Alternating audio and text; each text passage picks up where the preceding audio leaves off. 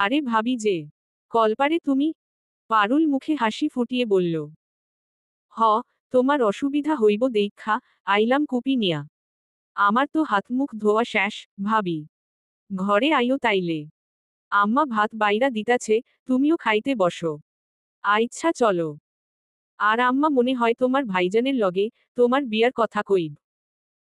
কথাটা শোনা মাত্রই সজীব অবাক নয়নে পারুলের দিকে তাকায়। কি কও? তা জানি না, তবে বিয়ের বিষয়েই কথা হইতাছে, তুমি যাও তাড়াতাড়ি। গিয়া শুনো আম্মা কি কয়।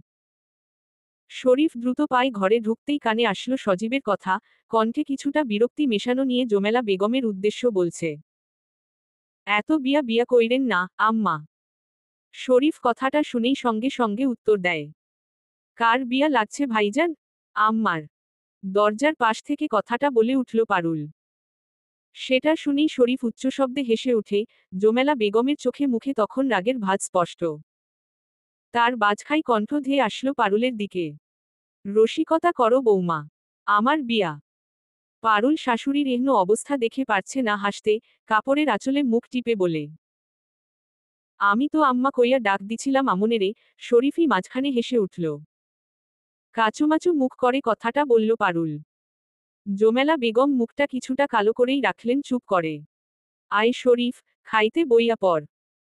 শরীফও বড় ভাইয়ের নির্দেশ মতন পাশে বসে পড়ল খাওয়ার জন্য। জোমেলা বেগম পুনরায় বলে উঠল। তুই আম্মার কথা হুনুতি না বাপ? কণ্ঠে মায়া মিশিয়ে, আশাভরা দৃষ্টি নিয়ে তাকালো বড় ছেলের দিকে। হুনার মতন কথা কন, আম্মা। ঠিকই হুনমু। জোমেলা বেগম উত্তর দেবার আগেই শরীফ বলে। ছি আম্মা। আমনে বুড়া বয়সে বিয়া করতে চাইতাছেন। আবার হেই কথা ভাইজানরেও হুনতে কইতাছেন। আল্লাহ গো আল্লাহ কি দিনকাল আইছে গো। আমার আম্মাজান আব্বাজনরে থুইয়া বুইরা বয়সে বিয়া করতে চায়। ও চাচি গো, ও কাকি গো, কে কই আছেন গো। এবার সজীব আর পারুল জনেই হেসে উঠল শরীফের কথা শুনে। পারুল জানে শরীফকেই তার কাজে লাগাবে। এক প্রকার সাপও মরবে, লাঠিও ভাঙবে না টাইপ। জোমেলা বেগম রাগত কণ্ঠে ছেলেকে ধমকাতে লাগল। হারা ডিগ্রি মজা ডিগ্রি দা। মুখ সামলাইয়া কথা ক। মা, লগে মস্করা করছো।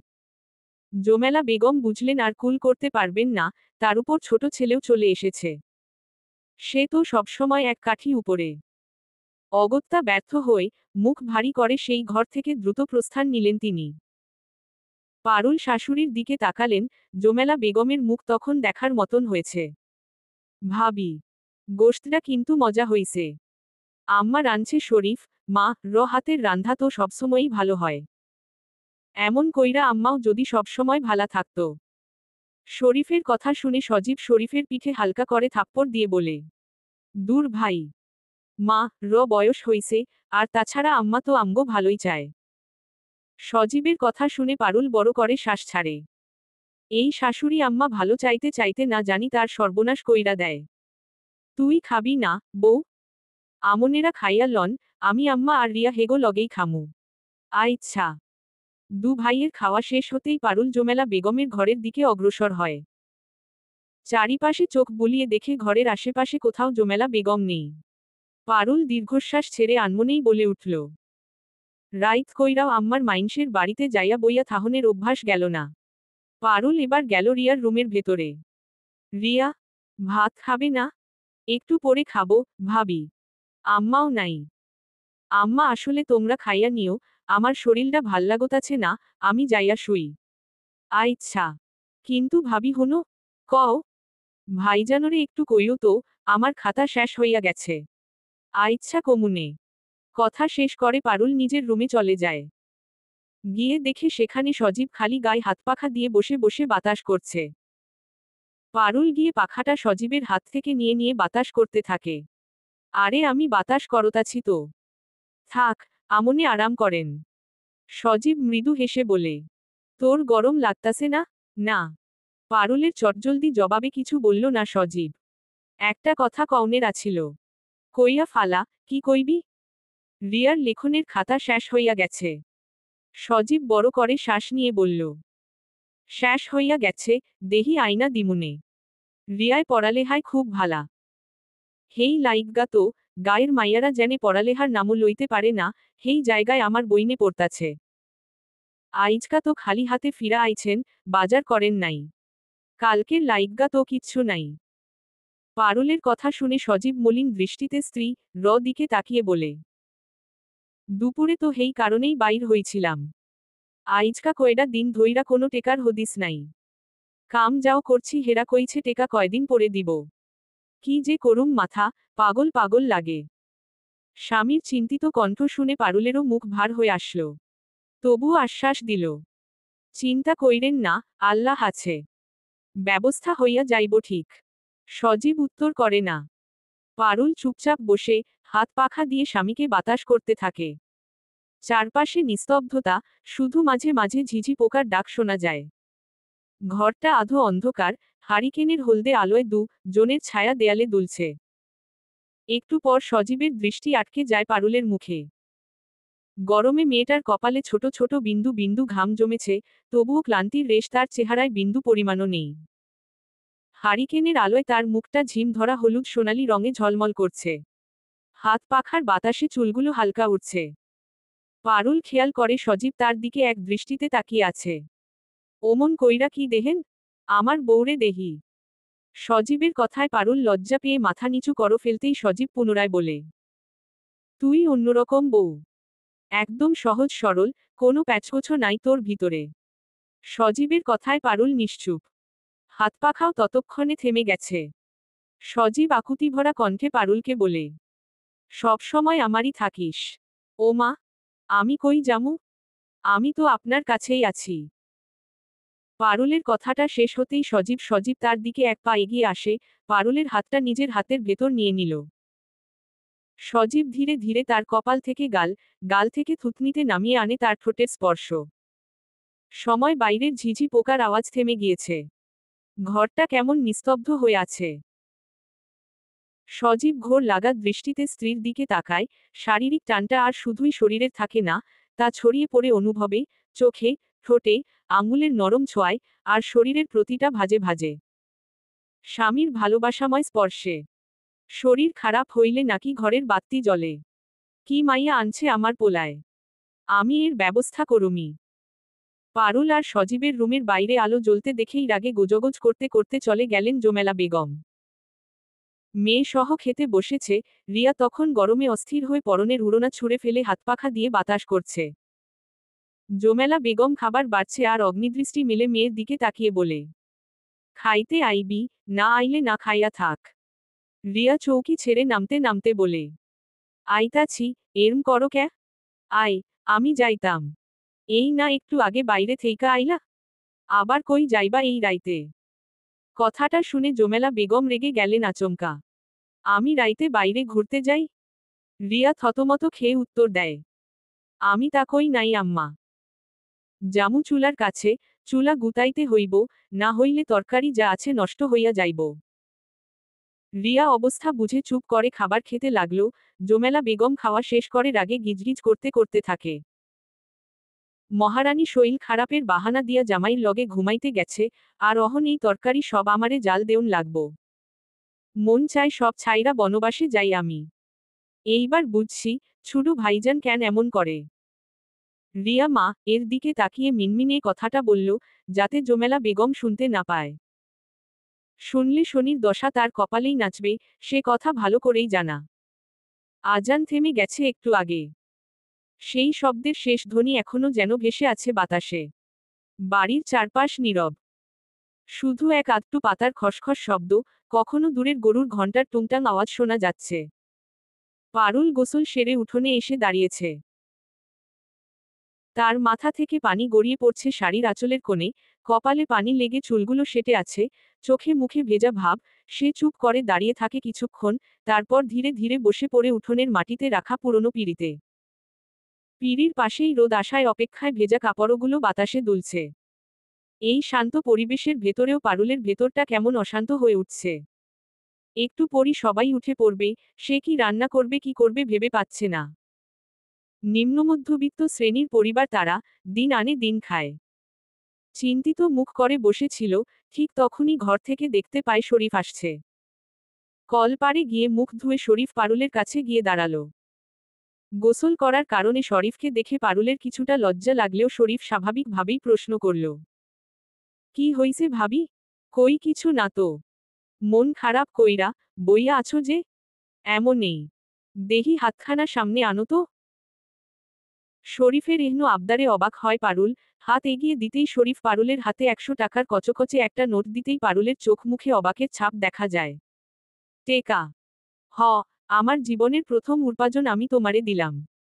পারুল পুনরায় অবাক দৃষ্টিতে শরীফের দিকে তাকায়। প্রথম উপার্জন? বাজি ধইরা ফুটবল খেলছিলাম, জিততা আইসি। হেইডার পুরস্কার? তাইলে তো এই টেকা তোমার কাছে বহুত মূল্যবান। আর এইডা তুমি আমারে দিয়া দিতাছ? পারুলের কথা শুনে শরীফ মৃদু হেসে বলে, এইডার মূল্য রাহনের লাইগাই আমি তোমারে দিছি।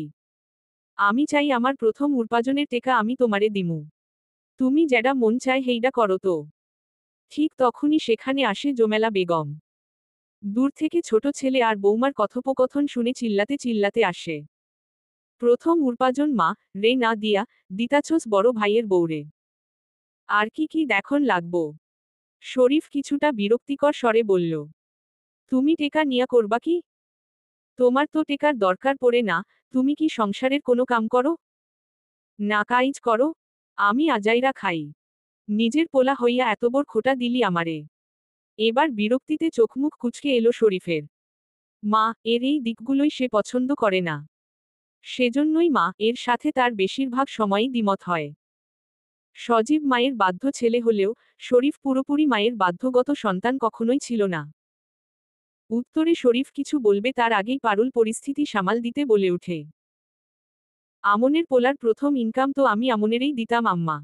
লন টেকাগুলা রাখেন। সবগুলো টাকা পারুল তার শাশুড়ির হাতে দিতেই জোমেলা বেগম চোখ দুটি বড় বড় করে বলেন, পরের মাইয়া কদর করে, নিজের পোলায় জয়ল্লা মোরে। বলি কি, রঙ্গ দেখে অঙ্গ জ্বলে। মা গো তোমার জ্বলনিতে মলম দিব কোথা? তোমার তো সর্বাঙ্গেই ব্যথা। জোমেলা বেগমের উত্তরে শরীফ কথাটা বলতেই জোমেলা বেগম এবার তেলেবেগুনে জ্বলে উঠলেন। ততক্ষণে শরীফ দৌড়ে ছুট লাগিয়েছে। আল্লাহ গো! এইডা কি পোলা দিছ আমার পেটের মধ্যে? এরকম চিৎকারের ঘুম ভেঙে যায় সজীবের। তড়িঘড়ি করে বাইরে বের হয়ে আসলো। কি হইছে? কি হইছে? আম্মা এমনে কান্তাছে কেন? কই আমনের আম্মা কান্দে? হুদাই। পারুলের উত্তর শুনে সন্তুষ্ট হলো না সজীব। মায়ের কাছে গেল, জিজ্ঞেস করল কি হয়েছে। তোর ভাই বাজি ধইরা টেকা পাইছে, হেই টেকা মা রে না দিয়া দিছে তোর বউরে। আমি হেই কথা জিগাইতেই আমারে কতরি কথা হুনাইছে বাপ। কাদো কাদো কণ্ঠে ছেলেকে বললেন জোমেলা বেগম। সজীব আশ্বাস দিয়ে বলে, আহা আম্মা, শরীফ এহনো ছুডো মানুষ। এইডা নিয়া এমন করা লাগেনি। সজীবের কথায় জোমেলা বেগম শান্ত হলেন না। উল্টে ক্ষিপ্ত হয়ে গেলেন। আচ্ছা, এই ধর তোর ভাইয়ের টেকা। তুইই রাখো। টাকাগুলো সজীবের হাতে দিয়েই হাঁটা ধরলেন জোমেলা বেগম। সজীব ব্যস্ত হয়ে বউকে তাড়া দিয়ে বলে, পারুল, আম্মা কই যাইতাছে? দেখেন গিয়া শিমুর মা ঘরে গিয়ে এখন গপ কইব। আম্মাও না। বুড়া হইছে তো, হেই লাইগা এখন এরম করে। শাশুড়ির এই সমস্ত বিষয় নিয়ে কথা বলতে ইচ্ছে হলো না পারুলের। কথা ঘুরিয়ে নিল। আমনে আর ভাইবেন না তো, দেখছেন বিপদের সময় আল্লাহ কেমনে রক্ষা করে। যান টেকাগুলা নিয়ে বাজারে যান। আমি ভাত দিই চুলায়। পারুলের কথা মতন সজীব বাজারের উদ্দেশ্য পা বাড়ায়। পারুল শরীফকে দেবরের চোখে নয়, ছোট ভাইয়ের মতনই দেখে। যেই ভাই না থাকার জন্য তার বাপ তাকে এতিম করে চলে গিয়েছে। ভাবতে ভাবতে কেমন মনটা খারাপ হয়ে আসলো। এসব না ভেবে আর দেরি না করে পারুল রান্নাঘরের দিকে পা দিতেই দেখে সব কেমন অগোছালো হয়ে আছে।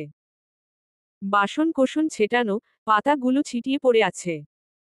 বুঝতে আর বাকি রইল না, কালকে জোমেলা বেগম চুলায় এসে ইচ্ছে করে এমন করে গেছে। এক বেলা পারুল রান্নাঘরে আসেনি তাতেই এই অবস্থা হয়ে গেছে। অগত্যা আগে রান্নাঘর পরিষ্কার করতে লাগলো, ঠিক সেই সময় চিরচেনা কারো কণ্ঠ কানে আসতেই মাথার ঘোমটাটা লম্বা করে টেনে দিল। বৌমা, কই আছো? এই তো আব্বা, আমি। কামাল হোসেন কিছুটা গম্ভীর স্বরে বলল। ঘরে গিয়া দেখলাম, মাইয়াডা ঘুমাইতাছে, পোলা দুইডা ঘরে নাই। হেগো কথা বাদ দিলাম। তোমার হাউরি কই গেছে? হে ঘরে নাই কেন? শ্বশুর মশাইয়ের কথায় কি জবাব দিবে পারুল বুঝে পায় না, তাও আমতা আমতা করে বলল। আম্মা আছে, আশেপাশেই। কামাল হোসেন ছাতাটা মাটিতে রেখে বড় করে শ্বাস নিয়ে বললেন। বুঝছি, জোমেলা আবার পাড়া বেড়াইতে গেছে। পারুল কিছু বলল না সে প্রসঙ্গে।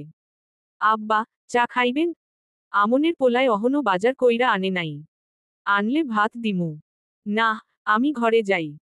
কামাল হোসেন ঘরে চলে যায়। পারুল আবারও তার কাজে মনোযোগী হয়। তার শ্বশুর মশাইকে বুঝে উঠতে পারে না এখনো, সেজন্য প্রয়োজন ব্যতীত কখনো কথাও বলেনি। এই তো কামাল হোসেন গেছিলেন এক আত্মীয়ের বাড়িতে বেড়াতে, সেখান থেকে এত ভোরে বাড়িতে কেন ফিরলেন, সে প্রশ্নটুকুও পারুল করল না। বুঝলা নি শিমুর মা? পোলা বিয়া করাইলে বুইঝা শুইনা করাইও।